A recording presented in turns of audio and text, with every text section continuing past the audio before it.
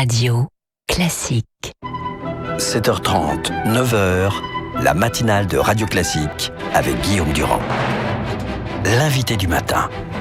L'invité du matin est Bernard Sananès. Donc Bernard, bonjour, merci d'être avec nous. Est-ce qu'on peut redonner les chiffres justement de l'enquête que vous avez fait juste après le débat et qui donne l'appréciation de ceux que vous avez sondés? Oui, tout à fait. Sur un échantillon représentatif de 6000 personnes, 1000 téléspectateurs interrogés après le débat nous ont dit que pour eux, c'est François Fillon qui avait été jugé le plus convaincant. Alors, un point seulement devant Alain Juppé, 33-32. Nicolas Sarkozy pointant à la troisième place avec 18%.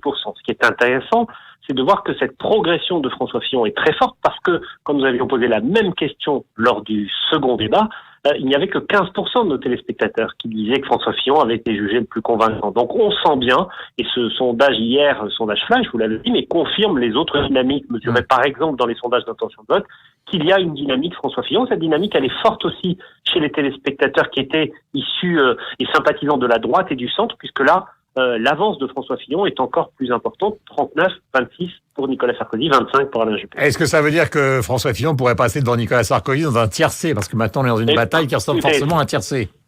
Ça veut dire que la certitude est à son maximum et que tout est possible. Aujourd'hui, jamais effectivement cette primaire n'aura semblé aussi serrée. On voit bien que chacun a des atouts. François Fillon a la dynamique, et dans une campagne électorale, la dynamique c'est un atout extrêmement important. Alain Juppé garde un atout très important à la question que nous avons posée hier, comme au long de tous les débats. Qui ferait le meilleur président de la République? C'est toujours Alain Juppé, y compris chez les sympathisants de droite et du centre, qui devance ces deux autres rivaux. Et puis Nicolas Sarkozy garde un atout qui est la mobilisation de son corps électoral. Les sympathisants des Républicains sont extrêmement mobilisés. Maintenant, Fillon au début a pris sur Bruno Le Maire. Après, il a grignoté et érodé fortement, et continue à le faire, Alain Juppé. Aujourd'hui, on se demande s'il n'est pas en train de piquer aussi des voix à Nicolas Sarkozy dans le noyau dur de l'électorat de droite. Jusqu'à présent, les dernières présidentielles ont été marquées par une sorte de rejet. C'était la motivation des votes essentiels en 2007 pour Nicolas Sarkozy, mais contre Jacques Chirac. En 2012 pour François Hollande, mais contre Nicolas Sarkozy. Est-ce qu'enfin, on va avoir une présidentielle d'adhésion? Pour l'instant, ça n'en prend pas le chemin.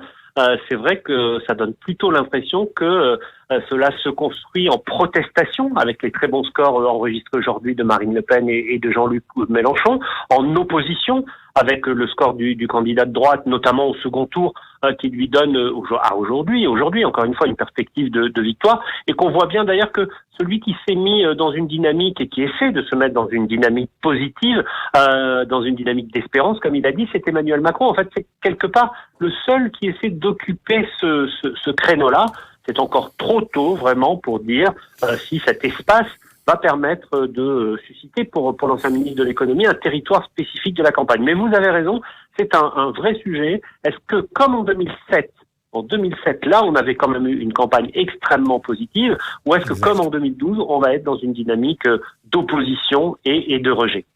Merci Bernard d'avoir été donc sur l'antenne de Radio Classique ce matin au téléphone. Vous êtes couché très tard donc chez nos confrères puisque vous avez aussi animé donc la soirée électorale dans une radio et sur une télévision concurrente, mais néanmoins amis. Il est 7h52, nous avons rendez-vous avec Guillaume Maujean pour décrypter le reste de l'actualité économique, et c'est Jean-François Copé qui sera l'invité politique de la matinale. Il était à l'intérieur de la bataille hier soir, il en tirera les conclusions pour son camp et pour lui-même.